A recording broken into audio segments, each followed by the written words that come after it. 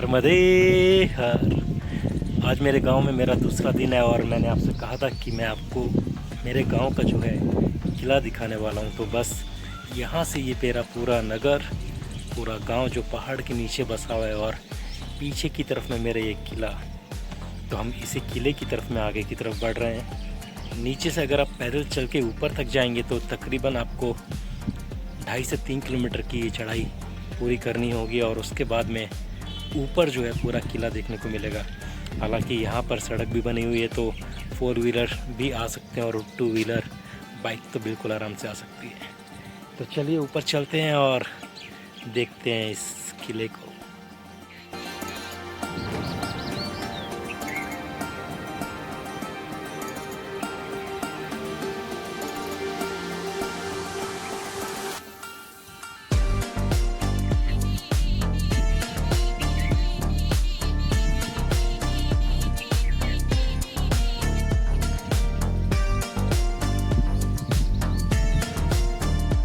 गांव में नीचे से भोपालगढ़ पे जाने का सिर्फ ये एक ही रास्ता है। जब हम नीचे से धीरे धीरे ऊपर चढ़ना शुरू करेंगे तो यहाँ पर हम थोड़ा सा थकान महसूस करेंगे और उसी वक्त हमें श्री सीताराम जी का ये आश्रम देखने को मिलेगा। यहाँ पर हम थोड़ी देर विश्राम भी कर सकते हैं और यहाँ पर भोलेनाथ के दर्शन भी कर सकते हैं। इसी के पास में साईं बाबा का मंदिर भी है। यहाँ से भी आप नीचे का ये मनमोहक दृश्य देख सकते हैं। यूँ तो मैं यहाँ पर परिक्रमा के बाद में 2 महीने पहले आ चुका था, लेकिन उस समय में यहाँ पे बारिश नहीं थी और ये पूरे पहाड़ जो भी आपको हरे भरे दिखाई दे रहे हैं बिल्कुल सूखे थे और आपको यहाँ पे आराम से पत्थर देखने को मिलते हैं। और मैं बस इसी वक्त का इंतज़ार कर रहा था कि कब ये बारिश गिरे और कब ये पहाड़ जो है हरे भरे हो जाएँ और इनको दिखाने का मुझे बहुत आनंद आया आप लोगों को। बारिश के वक्त के अंदर यहाँ पर जो है बादल एकदम करीब से होके गुजरते हैं। ऐसा लगता है कि आप उत्तराखंड में कहीं मसूरी के पास में आ गए हों। हालांकि नीचे से ये चढ़ाई जो है बिल्कुल खड़ी चढ़ाई है। देख सकते हैं बीच बीच में कुछ विश्राम स्थल भी बने हुए हैं। आप पैदल अगर आ रहे हैं धीरे धीरे तो आप इन स्थानों पर रुक सकते हैं और थोड़ी देर बैठ के इस वातावरण का आनंद ले सकते हैं। देखिए ये पहाड़ कितने हरे भरे और कितने खूबसूरत नज़र आ रहे हैं। हमें अभी और ऊपर तक जाना है और उससे पहले आप ये देखिए यहाँ पे एकदम शार्प कट है और यहाँ पे भी गाड़ियों को थोड़ा सा विश्राम ले लेना चाहिए। नीचे की जो खड़ी चढ़ाई चढ़ के गाड़ी आती है तो यहाँ पे थोड़ा सा इंजन को भी आराम दे देना चाहिए और उसके बाद में वापस से ये जो चढ़ाई है यहाँ से शुरू कर देनी चाहिए। यहाँ से मैं आपको सामने कभी फिर से दिखाता हूँ कैसा खूबसूरत ये नगर यहाँ से नज़र आ रहा है। यहाँ से आप पूरा देख सकते हैं एकदम ये डीप वैली है और यहाँ से एकदम ये पहाड़ के ऊपर बना किला और यही हमारा पॉइंट है जहाँ तक हमें जाना है।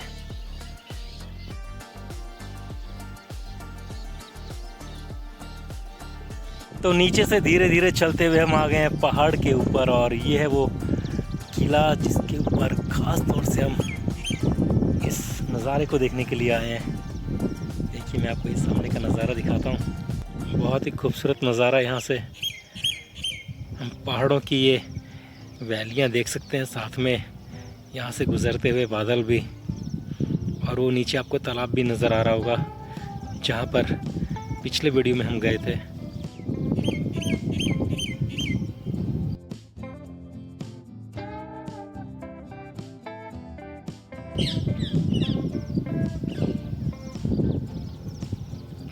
तो ये है यहाँ का व्यू पॉइंट और हम आ गए हैं ऊपर इस किले के और यहाँ पर आप अपनी गाड़ियों को आराम से पार्क कर सकते हैं।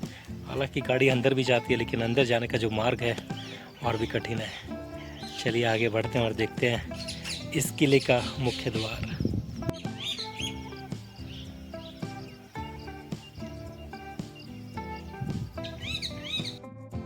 देखिए पहाड़ों पे आप नीचे से खड़ी चढ़ाई चढ़ के जब यहाँ तक पहुँचते हैं तो अचानक से आप पाते हैं कि यहाँ पे मार्ग बहुत ही सकरा हो जाता है और एकदम से चढ़ाई और भी खड़ी हो जाती है। जैसे ही आप थोड़ा आगे बढ़ते हैं तो यहाँ पे शार्प यू टर्न पहला दरवाज़ा आपको देखने को मिलता है और सामने की तरफ में दूसरा दरवाज़ा। भोपालगढ़ के इस किले पर अगर कोई राजा आक्रमण करना चाह रहा होगा तो उसको पहले तो अपनी सेना के साथ में, हाथी घोड़ों के साथ में इस पहाड़ के ऊपर तक चढ़ाई करके आना होगा। उसके बाद में इस खड़ी दीवारों के पास से सेना का सामना करना पड़ता होगा। और देखिए जो सेना यहाँ पे बिल्कुल निगाहें लगा के बैठी है, उसे बिल्कुल यहाँ से दिखाई दे रहा होगा कि कितनी सेना नीचे से आक्रमण करने के लिए आ रही है। तो नीचे से ऊपर तक आने के बाद में आप इस बड़े दरवाजे को पार करने की कोशिश कर रहे होंगे और यहाँ पर सेना आपका इंतज़ार कर रही होगी। ये देखिए ऊपर की तरफ में कई हॉल बने हुए हैं जहाँ से बंदूकें तान के नीचे निगरानी रखी जाती थी। चलिए चलते हैं आगे की तरफ और देखते हैं इस दरवाजे की खासियत क्या है। पहले हम इन खड़ी सीढ़ियों से वापस नीचे उतरते हैं और यहाँ से हम आगे की तरफ बढ़ते हैं। ये एकदम शार्प यू टर्न लेने के बाद में आप देखेंगे कि ये बड़ी बड़ी दरवाजे दीवारों के बीच में, और इन दरवाज़ों को एक ख़ास तरह से बनाया गया था। ये देखिए लकड़ी के इतने बड़े बड़े दरवाजे बनाए जाते थे और उन पे लोहे की बड़ी बड़ी कीलें, और इस तरह से पूरे दरवाजे को लोहे से कवर कर दिया जाता था। देखिए यहाँ पे कितनी ठंडी पवन चल रही है और गर्मी का बिल्कुल भी एहसास नहीं हो रहा है। तो मैं आपको बता रहा था इस बड़े दरवाजे के बारे में, और दरवाजे को कुछ इस तरह से बनाया जाता था कि दरवाजे के ऊपरी भाग में शूल लगाए जाते थे। अगर हाथी इस पे सर मार के इसे तोड़ने की कोशिश करता तो हाथी घायल हो जाता था, और अगर नीचे के इस हिस्से को तोड़ना होता तो बड़ा लकड़े का एक पेड़ का हिस्सा चाहिए होता, और उसके लिए 20-25 आदमी लगते जो पीछे से दौड़ के इस दरवाजे को उस लकड़े से तोड़ने की कोशिश करते। उसको लेके दौड़ के आना और फिर इस दरवाजे को मारना अपने आप में नामुमकिन था। फिर भी अगर इस डिज़ाइन को किसी भी तरह से अगर वो फेल कर देते तो आप आगे तो चले जाते, लेकिन आगे जाने के बाद में आपको एक और एंगल मिलता। एंगल बोलते ही मुझे शुक्ला जी की और मिश्रा जी की याद आ गई। खैर आगे बढ़ते हैं। अगर आप किसी भी तरह से इस दरवाजे को तोड़ देते या इस हिस्से में घुस जाते तो आगे आके फिर आपको एक और बड़ा दरवाज़ा 90 डिग्री के एंगल पे मिलता, और आप देखेंगे कि यहाँ पर आप पूरी तरह से घिर चुके होते और चारों तरफ से सेना आपको ऊपर से निशाना बना रही होती। राजस्थान के आप किसी भी महल को, किसी भी किले को अगर आप देखेंगे तो उसमें इस तरह की डिज़ाइंस आपको देखने को मिलेंगी। अगर आप दूसरा प्रवेश द्वार भी तोड़ते हैं तो उसके बाद में आप देखेंगे कि उस प्रवेश द्वार के ऊपर भी काफ़ी तरह से सुराख बनाए हुए हैं जहाँ से आपको कवर करा जाता। उस वक्त में यहाँ से गर्म पानी ऊपर रखा जाता था और गर्म पानी को सीधा आपके ऊपर डाल दिया जाता था। मिर्ची का भी इस्तेमाल करा जाता था, लेकिन फ़िलहाल हम सीढ़ियों से ऊपर की तरफ चढ़ते हैं और ऊपर चढ़ के देखते हैं यहाँ से हमें क्या क्या दिखाई देता है।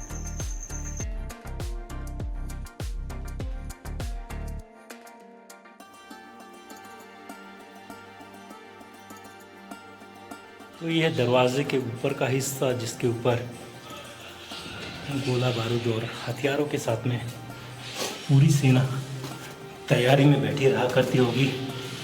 आप देखिए चारों तरफ यहाँ से देखने की भी व्यवस्था है, साथ में आराम से विश्राम करने की भी।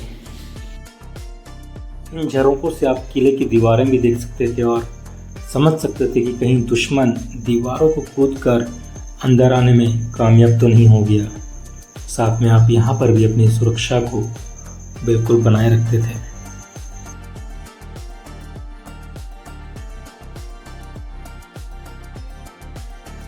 तो जब आप किले में प्रवेश करेंगे तो आप पहुँच जाएंगे यहाँ पर। ये है भोपालगढ़, और भोपालगढ़ का निर्माण जो है 1770 के आसपास करवाया गया था राजा भोपाल सिंह द्वारा, इसीलिए इसका नाम भोपालगढ़ पड़ा। पीछे की तरफ में आप यहाँ का पूरा ये मैप देख सकते हैं, और इस किले के चारों तरफ बनी हुई बाउंड्री के अंदर अब हम घूमना शुरू करेंगे। यहाँ पर आपको शिव मंदिर, भैरव मंदिर देखने को मिलेगा, साथ में गोपीनाथ जी का मंदिर, सामने की तरफ में मोती महल, और किले की बाउंड्री के बाहर सती माता का मंदिर। किले में प्रवेश करने के बाद में आपको एक लेफ़्ट तरफ में जाने का ऑप्शन मिलेगा, जहाँ से आप जा सकते हैं सीधा सती माता का मंदिर देखने के लिए।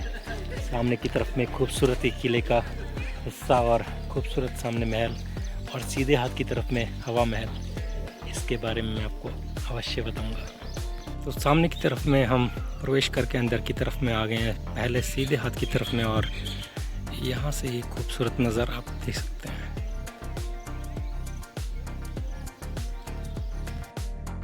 किले के दरवाजे से सीधे हाथ को घूमने पे हम एक स्कूल को पार करते हुए आएंगे और फिर हम पहुंचेंगे इस शीश महल पे। शीश महल का कार्य भी प्रगति पे है और जल्द ये बन के फिर से तैयार हो जाएगा। तो हम वहाँ नीचे से चलते हुए ऊपर की तरफ में आए और पीछे की तरफ मेरे आप जो देख रहे हैं इसे यहाँ पे हवा महल कहते हैं, और इसी की तर्ज के ऊपर जयपुर का हवा महल बनाया गया है। जब वहाँ के राजा खितड़ी पहुँचे और उन्होंने ये हवा महल यहाँ पर देखा तो उन्हें बेहद ही पसंद आया, तो उन्होंने अपने आर्किटेक्ट्स यहाँ भेजे और कहा कि मुझे ऐसा ही हवा महल जयपुर के अंदर चाहिए। जयपुर के महाराजा सवाई प्रताप सिंह जी ने अपने आर्किटेक्ट्स को भेज के इस शीश महल या हवा महल की कॉपी तो वहाँ पे बनवा ली, लेकिन यहाँ की खूबसूरत प्रकृति, ये वादियाँ, ये पहाड़ियाँ और यहाँ पे वर्षा ऋतु के समय आते ये घने बादल नहीं ले जा पाए। नीचे से जब आप इस हवा महल को या शीश महल को देख रहे होंगे तो ये बिल्कुल हाथी घोड़े पालकी जैसी नज़र आ रही होगी।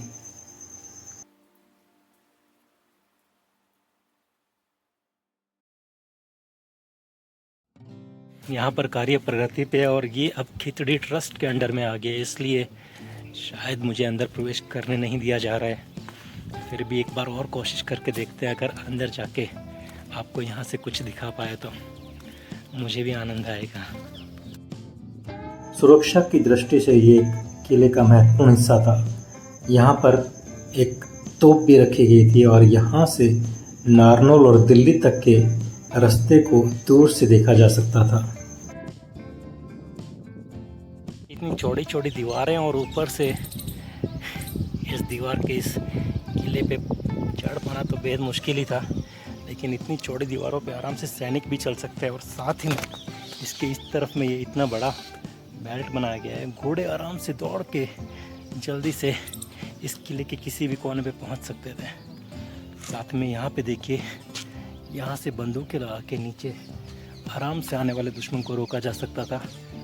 और ऐसा नहीं कि एक ही राइफ़ल, यहाँ पे 3-3 राइफ़ल भी लगाई जा सकती थी और तीनों एंगल्स पे निशाना साधा जा सकता था। यहाँ का मौसम इतना बढ़िया हो रहा है ना, चलिए थोड़ा नीचे चलते हैं और बात करके देखते हैं, शायद कुछ काम बन जाए तो। साथ में जो गुंबद आप देख रहे हैं बने हुए, ये यहाँ का एम्यूनिशन डिपो था जहाँ पे गोला बारूद रखा जाता था। तो फिलहाल तो हमें ये हवा महल देखने की परमिशन नहीं मिली है, एक खिचड़ी ट्रस्ट के अंडर में आ गया। और अगर अभी आपको इसे देखना है तो तहसीलदार से लेटर लिखवा के लेके आना होगा, या फिर ये जब तैयार हो जाएगा तब हम इसके अंदर प्रवेश कर पाएंगे। लगता है कि यहाँ पे जल्दी टिकट सिस्टम लगने वाला है और ये पूरे किले के अंदर घूमने के लिए आपको कुछ चार्ज देना होगा। चार्ज देने में कोई हर्ज नहीं है, क्योंकि ये बहुत ही खूबसूरत स्थान है और आपको ऐसी जगह पे आते रहना चाहिए। देखिए बारिश का मौसम और थोड़ी थोड़ी बौछार हो रही है, मुझे धीरे धीरे ये पूरा वीडियो कवर करना होगा आप लोगों के लिए। मैं कोशिश करता हूँ आपको ज़्यादा से ज़्यादा यहाँ की ये सीनरी दिखा सकूँ।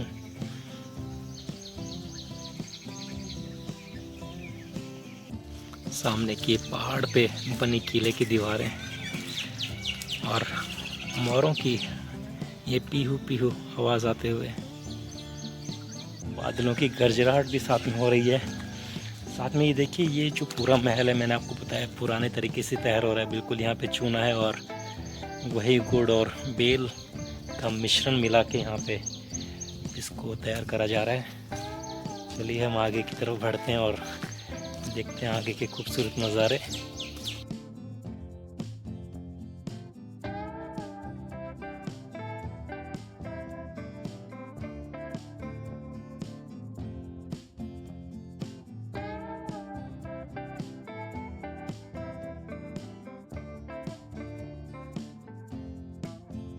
मेन गेट से जैसे आप अंदर की तरफ में आएंगे तो आपको यहाँ पे चौहान टी स्टॉल मिल जाएगी। यहाँ पे आप चाय अवश्य पीजिएगा। चौहान भाई, आप इनके हाथ की चाय अवश्य पीजिएगा और ये यहीं पे रहते हैं, इनका घर इस दुकान के पीछे की तरफ में ही है। तो अंदर जाने से पहले थोड़े से यहाँ पे स्नैक्स और कोल्ड ड्रिंक भी ले लीजिएगा। चौहान जी जरा यहाँ के शीश महल को देखने के बाद में मैं फिर से मुख्य दरवाजे पे लौटा और नीचे जब मैं चाय और स्नैक्स की बात कर रहा था तभी तेज़ बारिश होने लगी। तभी मुझे पता चला कि दरवाजे के ऊपर काफ़ी काम हो चुका है और ऊपर आपको जाने को मिलेगा। तो मैं ऊपर आ गया और यहाँ से ये खूबसूरत नज़ारे को फिर से दिखने लगा।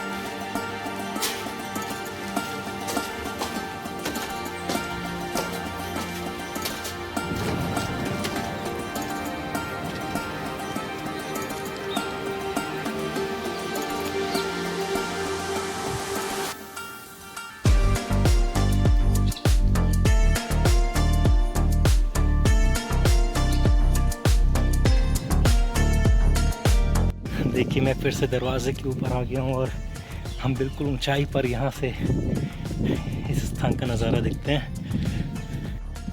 सामने की तरफ में ये दीवारें और नीचे से आती है ये सड़क।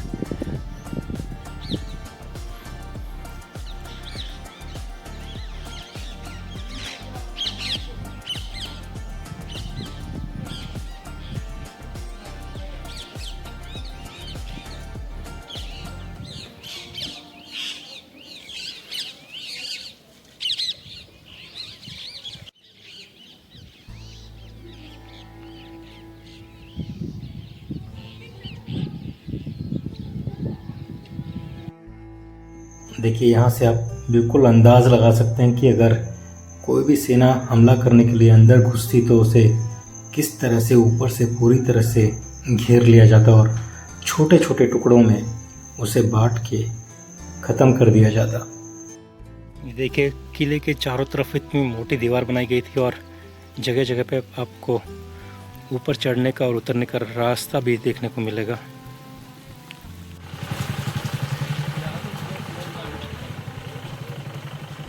थोड़ी बारिश हो गई है और बारिश होने के बाद में यहाँ पे पौधे जो हैं और भी खूबसूरत लगने लगे हैं।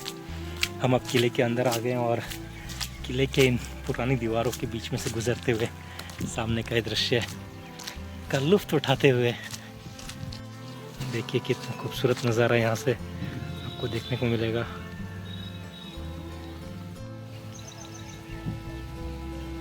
इन पहाड़ों पे आपको ये वाले पौधे बहुत देखने को मिलेंगे और साथ में ये कीकर और साथ पे इन पे लगी हुई है बेलें।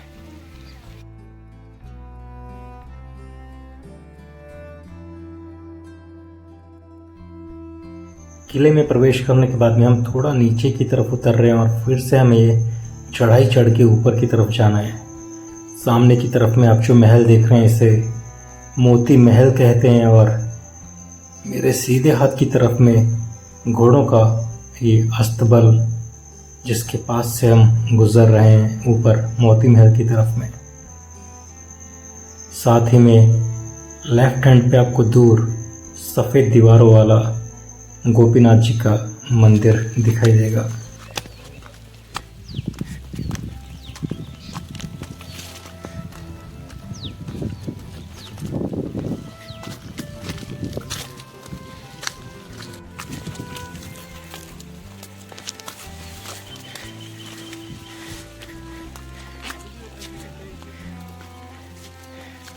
देखिए बारिश भी हो रही है और बिल्कुल ये घना जंगल सा हो गया है जिसके बीच में सब गुजरते हुए हम ऊपर की तरफ चढ़ रहे हैं।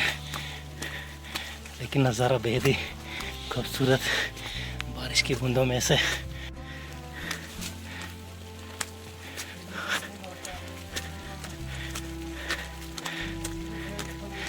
वाह। जैसे जैसे आप ऊपर चढ़ते हैं और आपकी सांसें भी बढ़ने लगती हैं, लेकिन हर नज़ारे को ऊंचाई से देखने का आनंद ही अलग है। ये देखिए, फिर से यहाँ से थोड़ा सा यहाँ से और आगे बढ़ा जाए और पहुँचा जाए इस महल तक।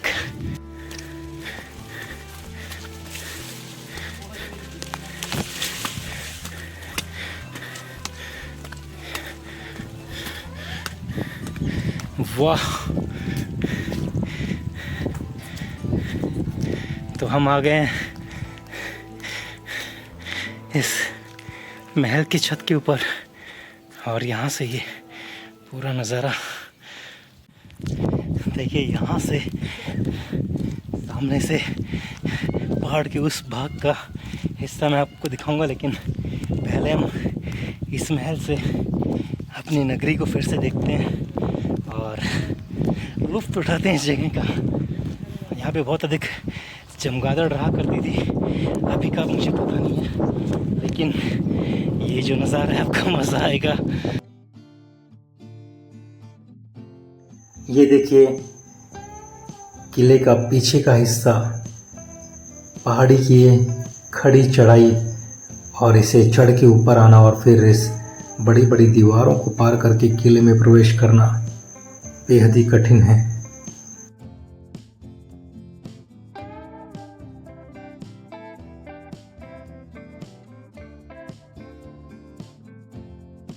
इन महल के अंदर प्रवेश करने से पहले मैं आपको ये हिस्सा ज़रूर दिखाना चाहूँगा। देखिए किस तरह से गुंबद बना हुआ था और यहाँ से नीचे जाने का रास्ता, लेकिन हम जाएंगे यहाँ पे और देखेंगे। देख रहे हैं आप पीछे का हिस्सा, अगर थोड़ी सी धुंध कम होती तो यहाँ से हम पाकिस्तान को भी देख लेते हैं। तो ये देखिए किले का पीछे का हिस्सा और दूर दूर तक खुला मैदान और छोटी छोटी पहाड़ियाँ।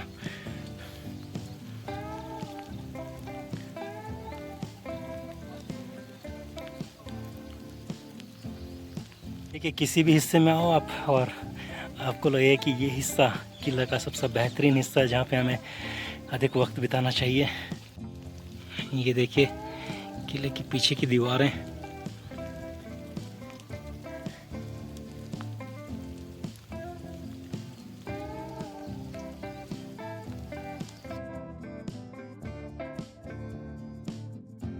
ये किले के पीछे के आर्किटेक्ट की डिज़ाइन और इस तरह की दीवारें, एकदम खड़ी दीवारें जो कि आज भी उतनी ही मजबूती से खड़ी हैं। तो मोती महल के पीछे से हमने ये हिस्सा देखा और यहाँ से अब हम कोशिश करते हैं थोड़ा ऊपर चढ़ने की।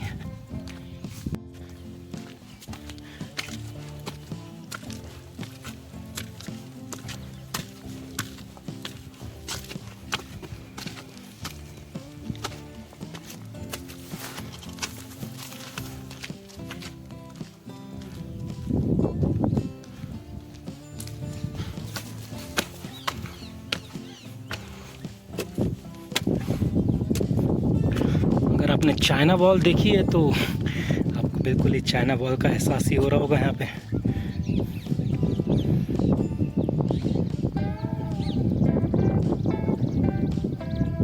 ये किले का अंदर का हिस्सा और बिल्कुल हम किले के दूसरे छोर पर और किले का बाहर का हिस्सा हमें यहाँ से देखने को मिलेगा। ये था पूरा 360 डिग्री व्यू इस टॉप पॉइंट से। वाह,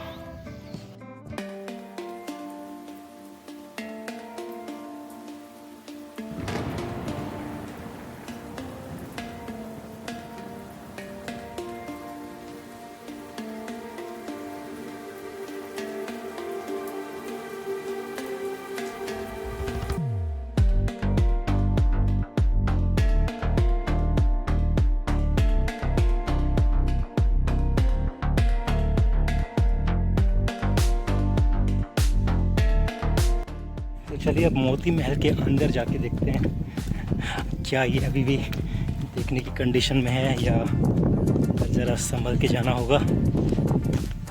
जगह तो बड़ी प्यारी है ये और यहाँ पर ऊंचाई पे हवा भी बहुत तेज़ी से आ रही है, क्योंकि ये सब रिपेयरिंग वर्क में जाने वाला है, तो आने वाले वक्त में ये जगह बहुत ही खूबसूरत हो जाएगी। फ़िलहाल तो ये खंडर की तरह है, लेकिन मैं चाहता हूँ कि आप इसका रिनोवेशन से पहले ये वाला वीडियो देखें, ताकि वक्त के साथ में कितना खूबसूरत होने वाला है वो हमें पता चल सके।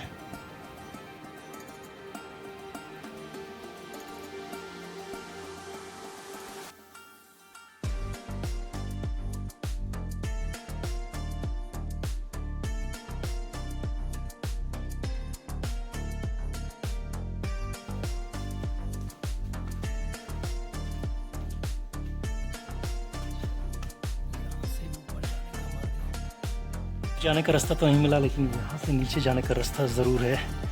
चलिए यहाँ चला जाए।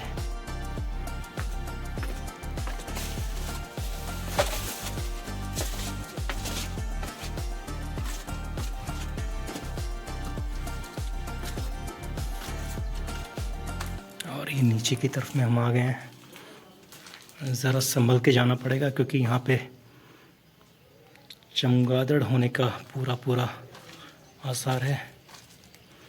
यही जगह मैं आपको दिखाना चाहता था, लेकिन पहले यहाँ से अपना मार्ग देख लें कितना सुरक्षित है। यहाँ चल के आए जाए पहले, यहाँ से बिल्कुल रास्ता रहेगा जाने का।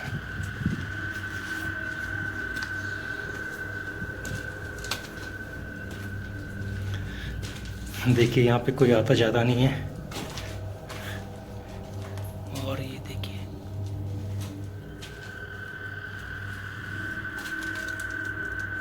बिल्कुल खंडर हो चुकी है जगह। क्या ऐसी जगह पे भूत प्रेत का भी साया है या नहीं? क्या यहाँ पे आत्माएं भटकती होंगी या सिर्फ चमगादड़ ही?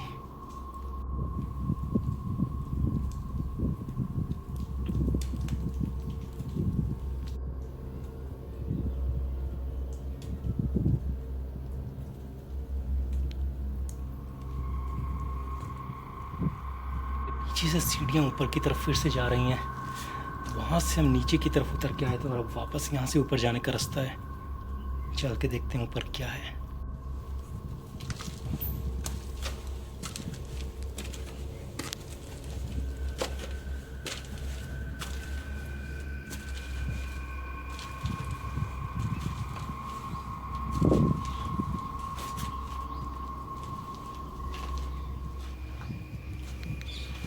मैं ज़रा संभल के जा रहा हूँ, क्योंकि मैं बिल्कुल भी इस जगह के बारे में अवगत नहीं हूँ कि क्या यहाँ पे चमगादड़ आज भी हैं या इस वक्त में उड़ चुकी हैं।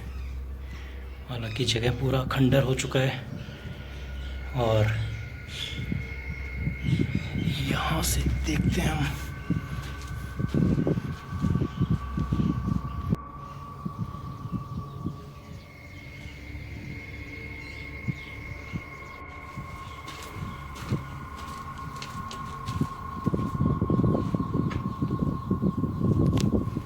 इधर से भी जाने का रास्ता है एक।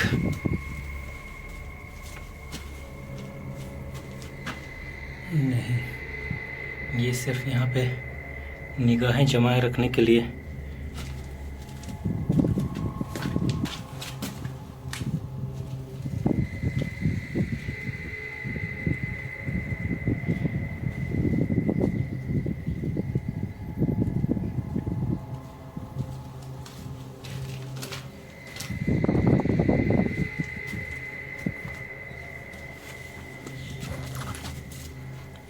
वाह,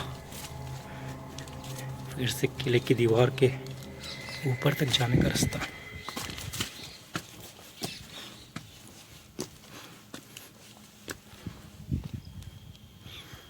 और देखिए हम कहाँ निकल के आ गए हैं।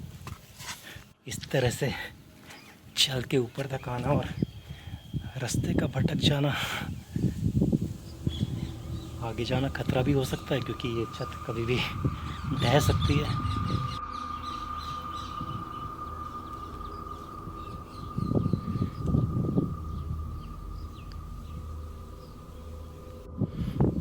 देखिए किले का एक कॉर्नर, यहाँ से हमें फिर नीचे उतरना होगा। चलिए फिर से जिस रास्ते से आए थे उस रास्ते से नीचे की तरफ लौटते हैं, गलियों में से गुजरते हुए। हालांकि ये नज़ारा तो बेहद ही शानदार था। यहाँ से नीचे जाके मैं आपको बाहर का रास्ता फिर से दिखाता हूँ। ये लौट आए हम उसी जगह पे जहाँ से हम अंदर घुसे थे।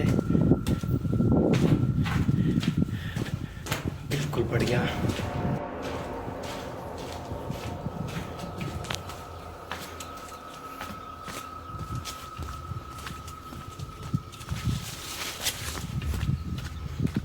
ये वो जगह है, देखिए किस तरह से दीवार पे एक काई लगी हुई है और यहाँ से ये खूबसूरत नज़ारा। क्या हम इस जगह को पार कर पाएंगे? नीचे गए तो काफ़ी नीचे तक जाएंगे, लेकिन इतना तो रिस्क लेना बनता है।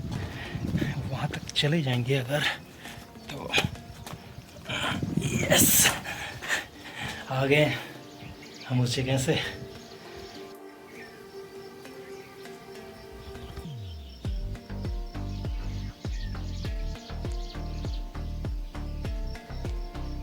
चलिए थोड़ा अंदर चल के देखा जाए इस महल को। यहाँ पे ये महल काफ़ी सुरक्षित और अच्छा दिखाई दे रहा है और यहाँ से ये नज़ारा, वाह। देखिए इन जगहों के पास से खड़ा होना और फिर इस पूरे दृश्य को देखना। इसी तरह की ये जो गुंबद बने हुए हैं वो सामने उस महल पे बने हुए थे जिसे हम हवा महल भी कह रहे हैं। हालांकि उसका नाम शायद शीश महल है और नाम बदलते रहते हैं। नाम छोड़िए, आप शीश महल को जब आप नीचे से देख रहे थे तो आपको ऐसा लगेगा जैसे हाथी घोड़ा पाल के ऐसा कुछ बना हुआ है, लेकिन जब आप ऊपर आके देखते हैं तो आप सब कुछ मिस कर जाते हैं और आपको सिर्फ एक खूबसूरत नक्काशी और ये दीवारें देखने को मिलती हैं। ये देखिए कुछ इस तरह का पूरा नज़ारा यहाँ, और ये वाला वो इलाका जहाँ से अभी हम अंदर आए।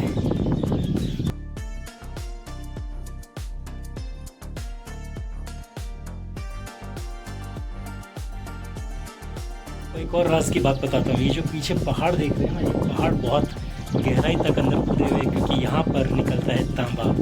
तांबा वो धातु है जो मानव जाति ने सबसे पहले ढूंढी थी।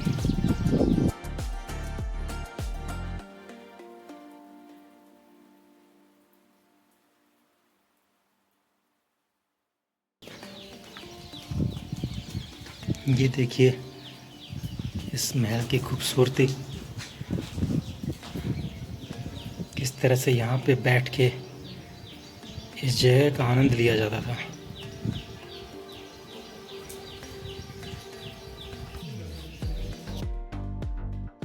ये ऊपर बैठक हुआ करती थी लेफ्ट और राइट हैंड पे, और अब देखिए ये बैठक पूरी तरह से कवर्ड थी। शायद यहाँ पे रानी बैठा करती होंगी और चारों तरफ उनकी सखियाँ और इस जगह का आनंद लिया करती होंगी। और ये यहाँ का मेन सेंटर पॉइंट था जहाँ पे राजा बैठा करता होगा। और नीचे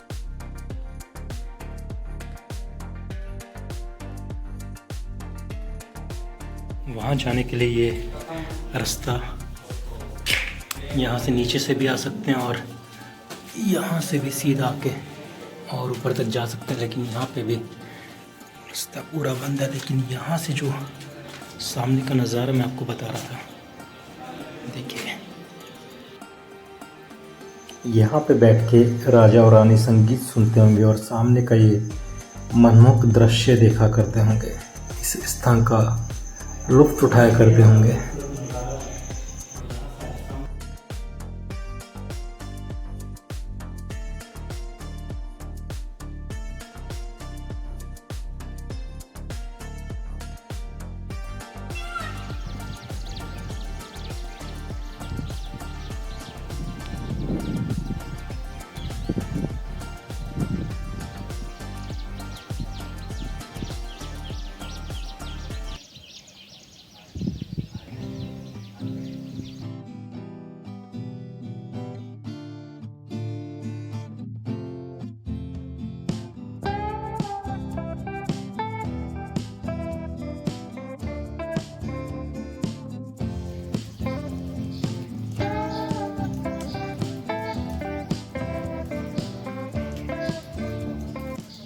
ये था माता मोती महल वाला मंदिर और हमने ऊपर से भी इसका नज़ारा देखा और यहाँ से भी। और अभी यहाँ से नीचे जाने का अपना मार्ग हम तलाशते हुए, यहाँ से सीढ़ियाँ तो नज़र आई हैं, आए हम दूसरी तरफ से थे।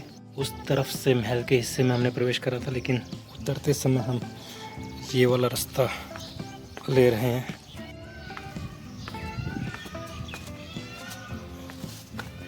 और यहाँ से भी आप देख सकते हैं इस खूबसूरत महल का ये आखिरी दृश्य इतने नज़दीक से।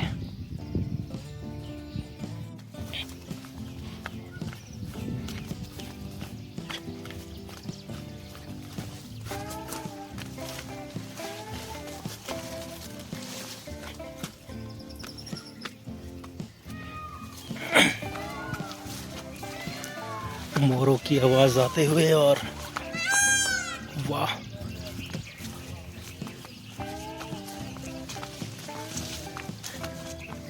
आगे सिर्फ आपको झाड़ियां ही नजर आएंगी।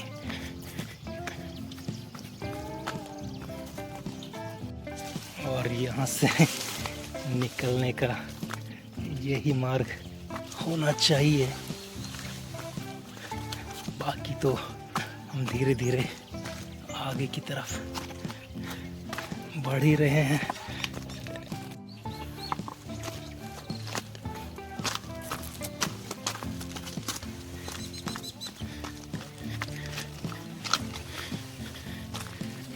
बारिश भी थोड़ी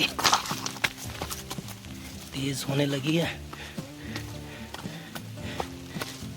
बिल्कुल हम निकल आए हैं और ये देखिए, पीछे हम इस मार्ग से ऊपर गए थे और उतरे हम दूसरे मार्ग से हैं।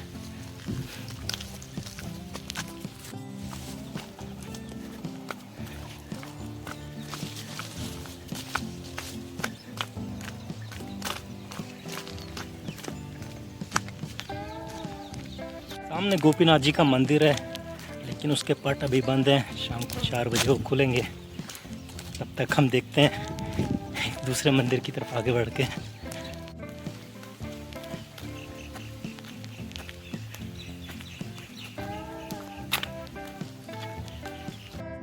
अब हम गोपीनाथ मंदिर से नीचे की तरफ उतर रहे हैं और अब किले के बीच वाले हिस्से में चलेंगे, जहाँ पर हमें प्राचीन महादेव का मंदिर मिलेगा, जहाँ पे पंचमुखी महादेव आपको देखने को मिलेंगे।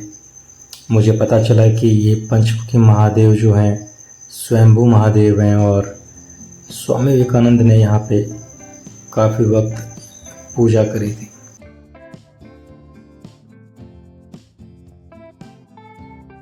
तो मैं आ गया हूँ यहाँ पर इस शिव मंदिर में और सामने की तरफ में माता का मंदिर है। बाहर बारिश बहुत तेज़ गिरने लगी और मैं थोड़ा भीग भी गया हूँ। लेकिन चलिए पहले यहाँ पे कुछ वक्त बिताते हैं और माता के दर्शन करते हैं। कोई सामने का दृश्य दिखाता हूँ। यहाँ पे शिवलिंग आपको देखने को मिलेंगे, महादेव, और सामने का ये खूबसूरत नज़ारा।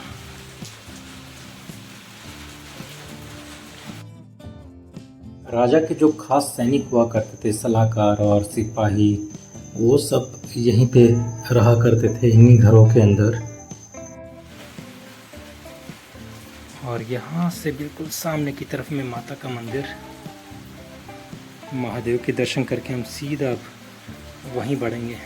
यहाँ पे बहुत अच्छे पौधे लगाए गए हैं और बेल भी लगी हुई है, बेल पत्र भी लगा हुआ है। यहाँ पे धुनी यहाँ के बाबा की। फिलहाल तो मंदिर में मुझे कोई भी दिखाई नहीं दे रहा है।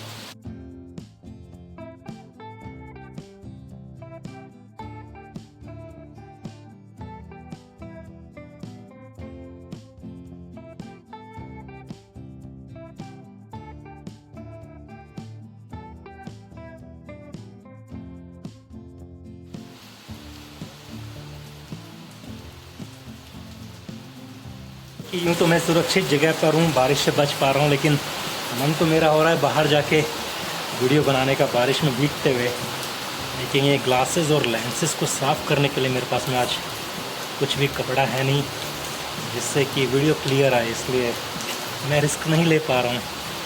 और मुझे पता नहीं कि आज मैं पूरा ये एरिया कवर भी कर पाऊँगा या नहीं, लेकिन फ़िलहाल तो इस वक्त का यहाँ पे लुत्फ़ उठा रहा हूँ, आनंद ले रहा हूँ।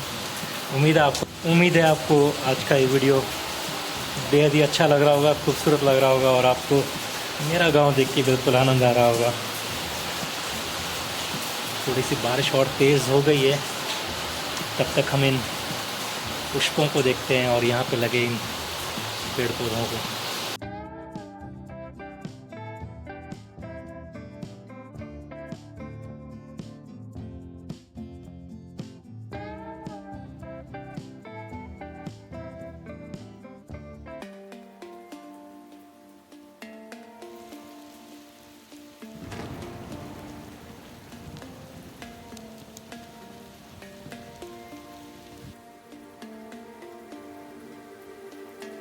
कि बारिश काफ़ी तेज़ हो रही है और मैंने सोच लिया मैं भीगते हुए ही बाहर निकलूँगा और आप लोगों के लिए ये वीडियो बनाऊँगा।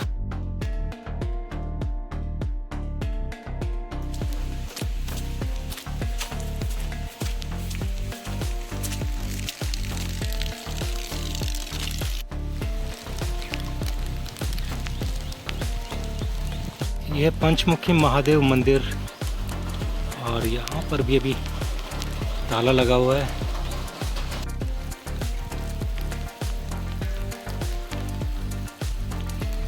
फिलहाल तो ये मंदिर का द्वार जो है बंद है और हमें फिर से लौटना पड़ेगा। हालांकि मौसम जो है थोड़ा खुल सा गया है, बारिश भी कम हो गई है, लेकिन मंदिर के पट कितनी बजे खुलेंगे कुछ पता नहीं चल रहा है। देखिए बारिश का मौसम और ऐसे ही गर्मा गर्म चाय मिल जाए तो उसका मज़ा ही अलग है। शुक्रिया महाराज, इतने गुस्से में चाय पिलाओगे? मुस्करा के चाय पिलाते हैं, आप इतने गुस्से में डांट डांट के चाय पिला रहे हो। वाह, देखिए मौसम तो खुल गया है और थोड़ी धूप भी निकल आई है, लेकिन अभी फ़िलहाल आज के इस वीडियो को यहीं पे पॉज देना पड़ेगा और वापस लौटना पड़ेगा घर की तरफ। दोबारा आएंगे और बचे हुए जो 2 इम्पोर्टेंट भाग हैं हम उनको आके फिर से कवर करेंगे। तब तक बने रहिए मेरे साथ यूँ ही आनंद में। नर्मदा। मैंने थोड़ा सा प्लान में चेंज कर लिया और मैंने सोचा कि हम दोबारा नहीं आएंगे, हम आज इसको कवर करेंगे, क्योंकि यहाँ पे जब मैं ये चिप्स का पैकेट खरीद के खा रहा था तो मुझे पता चला कि वहाँ पर सती माता मंदिर के पास में एक गौमुख भी है, जहाँ से गौ के मुख से पानी निकल रहा होता है और वहाँ पे आपको बहुत खूबसूरत झरना आज देखने को मिल जाएगा, क्योंकि बारिश इतनी तेज़ गिरी है तो पहाड़ों में से पानी आ रहा होगा और एक खूबसूरत झरना।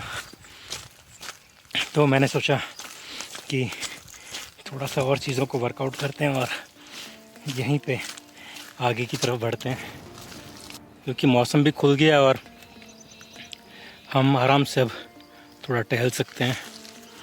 तो यहाँ से हम दीवारों को पार करेंगे और पहुँचेंगे रानी सती के मंदिर पे। तो ये हम बिल्कुल आ गए पास में अब इस किले की दीवार की, और ये देखिए किले की दीवार कितनी चौड़ी है और अब हम इसे पार करने वाले हैं और इस किले से हम बाहर हो जाएंगे अब।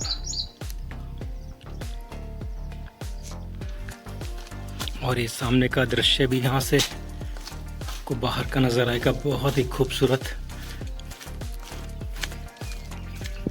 और सामने वो देख रहे हैं आप रानी सती का मंदिर और ये किले की बड़ी बड़ी दीवारें। देखिए उस दरवाजे से धीरे धीरे चलते हुए मैं यहाँ तक पहुँच गया हूँ और यहाँ पर आपको बंदर भी देखने को मिल जाएंगे। यहाँ से हमें पहले नीचे उतरना है और फिर से ऊपर की तरफ में चढ़ाई करनी रहेगी। यहाँ पर जो पेड़ों के अंदर है एक कांटे वाला पेड़ होता है जिसके अंदर डांसर लगते हैं, जो कि लाल और हरे रंग के होते हैं, छोटे छोटे होते हैं बिल्कुल अपने साबुत मूंग की तरह, और उनका जो स्वाद होता है वो बिल्कुल खट्टा मीठा सा होता है। अब तो शायद वो नहीं आते, लेकिन वो राजस्थान की इन पहाड़ियों में ही उगते हैं और उनको खाने का भी अपना ही मज़ा था। एक वक्त हुआ करता था जब हम रामलीला देखने जाया करते थे और रामलीला देखते देखते 25 पैसे में एक मुट्ठी डांसर के दानों की खरीद के लाया करते थे। ये देखिए यहाँ पे छोटा सा तालाब आपको देखने को मिलेगा मेरे बिल्कुल पीछे। इस तरह से यहाँ पे पानी को रोकना शुरू कर दिया गया है, बहुत अच्छी बात है। बारिश के पानी को अगर इस तरह से पहाड़ों में रोक लिया जाए तो पहाड़ों में पानी को नीचे से लाने की ज़रूरत नहीं रहेगी, ऊपर ही आपके लिए व्यवस्था हो जाएगी। ये हम पहुँच गए हैं रानी सती के मंदिर पे और मैं सोच रहा हूँ यहाँ जाने से पहले हमें नीचे गौमुख को कवर कर लेना चाहिए, क्योंकि वो जो है यूँ तो 500 मीटर की दूरी पे ही है, लेकिन बिल्कुल गहरी ढलान में है और नीचे अगर अंधेरा हो गया तो ऊपर आने में वक्त लग जाएगा। ये देखिए मैंने कहा था ना, बिल्कुल आपको मसूरी जैसा लगेगा यहाँ पे। सामने जो बादल हैं और ये पहाड़ों के अंदर से रास्ते।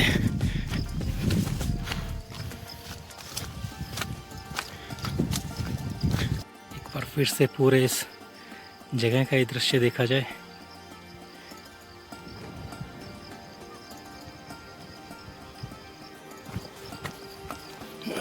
पगडंडी से होते हुए हमें आगे जाना होगा।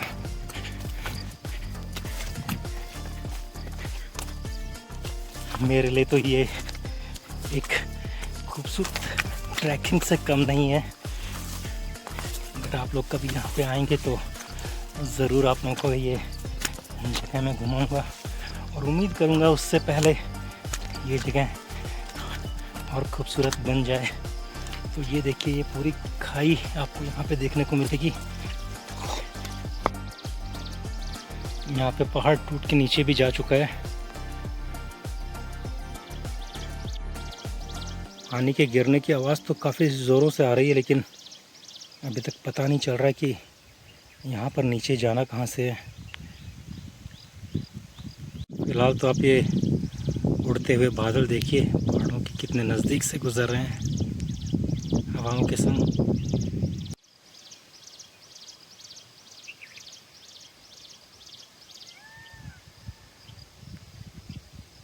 मुझे यहाँ नीचे जाने का रास्ता तलाशना पड़ेगा। यहाँ पे कोई नज़र भी नहीं आ रहा है और पहले जिस रास्ते से जाया करते थे वो रास्ता काफ़ी टूट के नीचे हो गया है।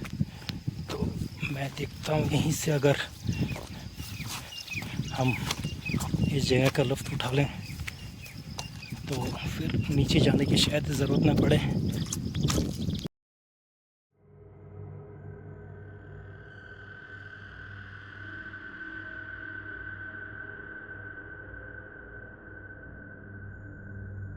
मुझे कुछ याद आ रहा है कि हम वहाँ से ज़रा घूम के आते थे। हमें वापस ऊपर की तरफ जाना होगा और शायद घूम के उधर से कहीं से नीचे उतरना होगा। चलिए चल के तलाशने की कोशिश करते हैं इस मार्ग को भी, इस खाई में नीचे तक जाने के लिए। नीचे अगर मुझे वहाँ तक जाना है तो मुझे इस जगह तक आना होगा और यहाँ आने के लिए ये 2 रास्ते हैं। उसके लिए मुझे वहाँ कहीं पहुँचना होगा पहले। तो चलो यहाँ से थोड़ा ऊपर की तरफ बढ़ते हैं।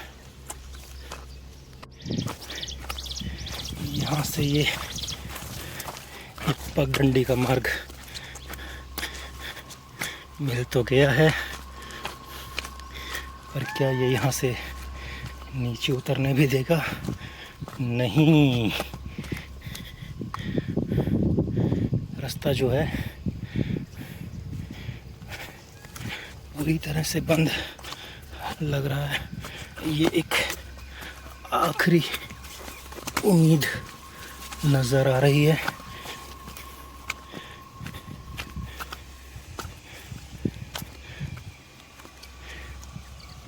यहाँ से तो कुछ दिखाई नहीं दे रहा है और ये जो रास्ता है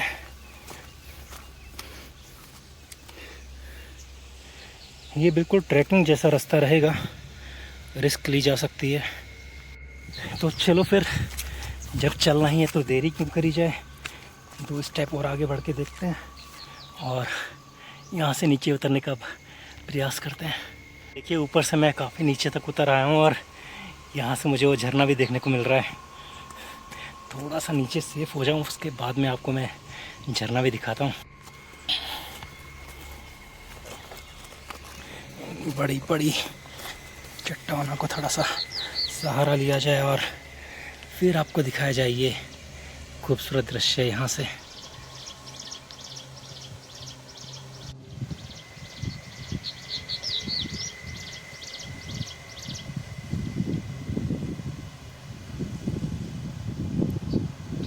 कि उस झरने के पास जाने का मज़ा तभी है जब आप उस झरने के नीचे जाके नहाएं, लेकिन मुझे यहाँ पर ऐसा कुछ लग नहीं रहा है कि नीचे जाना कुछ ज़्यादा फ़ायदेमंद होगा कि रास्ता ज़्यादा बचा नहीं है। यहाँ से यहाँ तक जाया जा सकता है, लेकिन आगे जाके फिर से पूरा घना जंगल है और झरना तो काफ़ी दूर तक रह जाएगा। अभी जो वक्त हुआ है और उसके हिसाब से अगर हम नीचे जाएंगे तो लौट के आने में काफ़ी अंधेरा हो जाएगा और बेहतर है कि हम यहीं से इसका लुत्फ़ चलिए उठाएं। यहाँ से वापस से ऊपर चढ़ा जाए और इस जगह से बाहर निकला जाए। देखिए ये मेरा अनप्लान ट्रिप था और बिल्कुल किसी तैयारी के साथ यहाँ पे आया था। मैंने शूज़ भी नहीं पहने और मैं आपको जो बता रहा था कि नर्मदा परिक्रमा में भी आप क्यों कंपलसरी शूज़ पहनिए, वो इसीलिए कि बारिश का पानी मेरे पैरों में लगने से चप्पल के अंदर ही पैर 2-3 बार मुड़ गया है। अरे क्या खूबसूरत व्यू आएगा यहाँ से, इन कांटों पे लगी है बूंदें और पीछे का ये हिस्सा देख रहे हैं ना आप, क्या खूबसूरत व्यू है। हाँ तो मैं आपको बता रहा था चप्पल क्यों नहीं पहन के आनी चाहिए। देखिए मेरी चप्पल फिर पत्थरों के बीच में अटक गई है। बिल्कुल सही तरीके से सही समय में इसने अपने आप को फंसाया। बाहर निकल आए हैं और यहाँ से रानी सती का मंदिर पास ही में।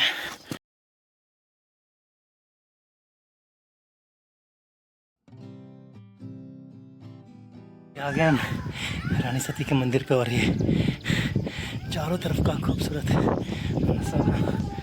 यहाँ से फिर से आपको सामने का ये दृश्य दिखाता हूँ।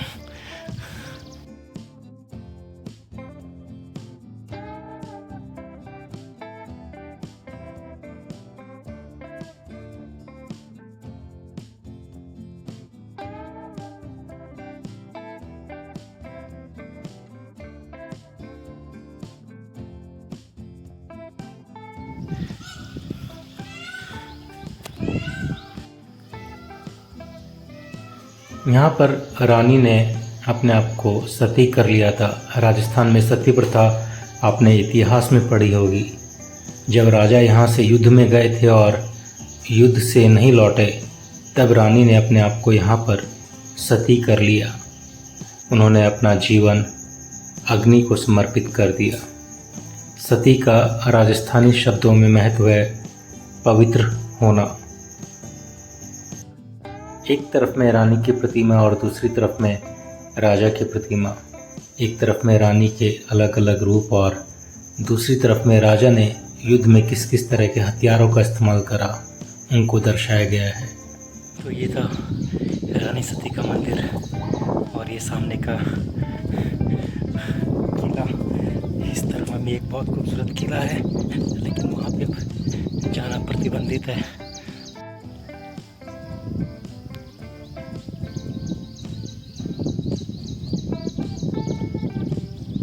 गर्मियों के वक्त में अगर आप यहाँ पर आएंगे तो आप इन पहाड़ों को बिल्कुल सूखा पाएंगे, लेकिन आपको एक ख़ास चीज़ देखने को मिलेगी। जब बादल आपके ऊपर से गुज़र रहे होंगे तो उनकी परछाई आपको यहाँ पर इन पहाड़ों पे देखने को मिलेगी।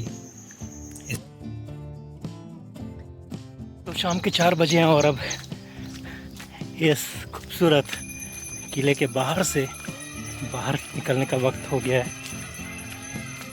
यहाँ मंदिर की घंटियाँ बजनी शुरू हो गई और सामने फिर से मोरों ने बोलना शुरू कर दिया है। बारिश का मौसम है, लेकिन मोर नाचते हुए अभी नज़र नहीं आए हैं।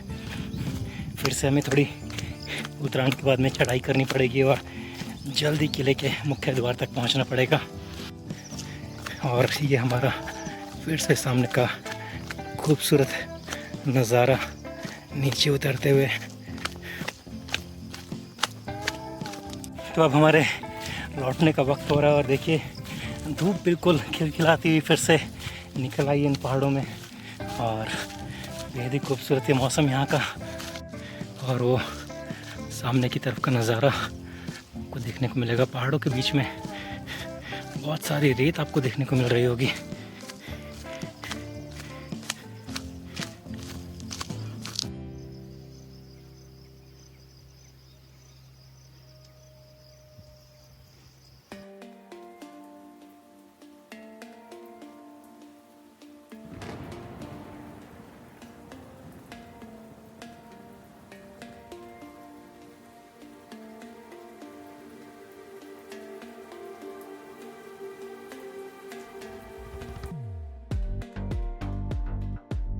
तो कैसा लगा आप लोगों को आज का ये वीडियो। और अभी हमारा गांव ख़त्म नहीं हुआ, अभी बहुत कुछ यहाँ पे देखने को बाकी है।